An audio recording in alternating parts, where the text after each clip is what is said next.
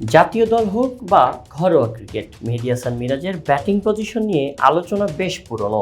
Musical চেয়ারের মতো কখনো ওপেনিং, কখনো 4 অথবা 5-এ, আবার কখনো 7 কিংবা 8 নম্বরে ব্যাট করতে দেখা যায় তাকে।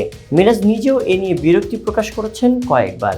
এবার বিসিবি সভাপতি ফারুক আহমেদের কাছেও ব্যাটিং পজিশন ঠিক করার আবদার জানিয়েছেন এই অলরাউন্ডার। সভাপতির আগে একই কথা টিম ম্যানেজমেন্ট, এমনকি কোচকেও জানিয়েছিলেন মিরাজ। মিরাজকে পছন্দের পজিশনে ব্যাট করানোর ব্যাপারে একমত হয়েছিলেন তারা, কিন্তু মাঠে নামলেই বদলে যায় সেই সিদ্ধান্ত। ডিপিএলের এবারের আসরে মোহামেডান স্পোর্টিং ক্লাবের হয়ে 7টি ম্যাচ খেলেছেন মিরাজ। এখানেও একই চিত্র। সবচেয়ে বেশি 3বার তিনি ব্যাটিং করেছেন 7 নম্বরে, এছাড়া 2বার ওপেনিং ও 6-এ, একবার ব্যাট করেছেন 8 নম্বরে।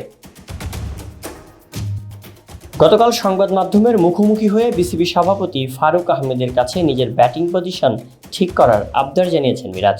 পাশাপাশি 5 অথবা 6 নম্বরে ব্যাটিং করতেই স্বাচ্ছন্দ্য বোধ করেন বলেও জানান তিনি। সাদা বলের ক্রিকেটে এখন পর্যন্ত 8 নম্বরে ব্যাট করেই সবচেয়ে বেশি রান করেছেন মিরাজ। 34টি ওয়ানডেতে এই পজিশনে তার রান 662, গড় 24।